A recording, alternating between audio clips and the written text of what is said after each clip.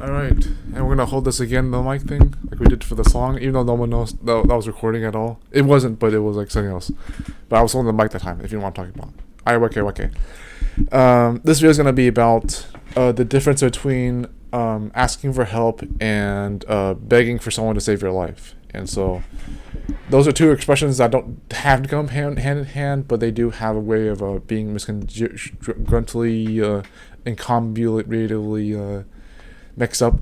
You know what I mean? Like, when you ask for help, it shouldn't have to be wrong, but technically you're not supposed to ask for the life-saving thing, because the begging of that is more like, well, I mean, people are going to say anything what they want about desperation. Oh, it's not just all women and girls who hate desperation, it's all people too. No, you gotta get me out of that crap.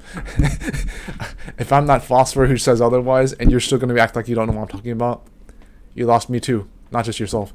Nah.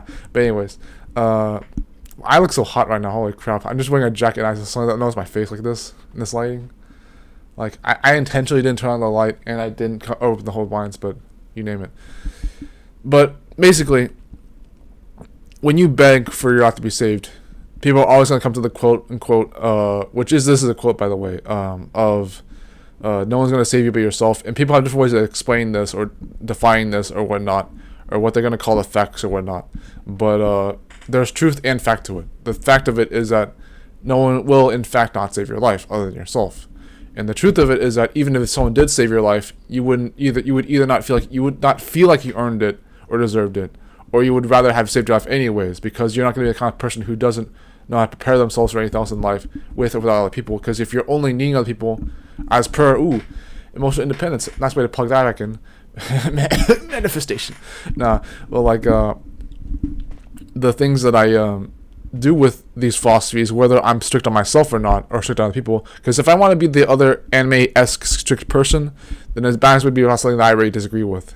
But even if I want to be that weird about my perspective, and yeah, nobody knows for sure what I even meant by anime-esque, but yeah, or anime strict, because I have that weird idealism thing for going through me. Again, I look so handsome in this pic. Oh my god, imagery. Thanks for second. You know, this whole thing. I hope one of these images shows up in the scroll wheel on YouTube video section. But like, you know what I'm talking about, right? This lighting, I don't know what it is. This jacket, I can't tell. Gotta do the extra feature thing so that something picks up on YouTube. Okay, whatever. Anyways, as impromptu this video has been, I know I have a thumbnail already. I'll put it back on the table. The mic, I mean. So yeah, that was the end of the video. Nah, seriously though, I'll go back and forth again one more time. Asking for help is more like the idea that you're not being selfish when you ask for help, but there's a contrariness that is still warranted for that being the reverse and inverse and converse of begging for someone to save your life. The reason that those are different is because when you ask for help, you're trying to sincerely, you have the humility to know that you can't do it alone, but you shouldn't do that alone to do that. You know what I mean? That other thing, begging for the life saving. Even if your life deserves to be saved, do you want to be the person who's only that dependent or codependent? And mind you guys, because dependency, codependency, independence, and endency, codependency and dependency are technically the same thing. If they're not, explain to me over time if you can. I think that codependency and dependency are different. But I certainly do concede codependency and dependency with good values and virtues that don't have to exist, as well as independency being seen as a bad thing. When people are like, independent is actually bad, I know what they mean already. But when I see codependency and dependency as the same thing, or as good, then I could be full of shit. But for that to be bad, then yeah, for my lack of understanding, so to speak, to be bad.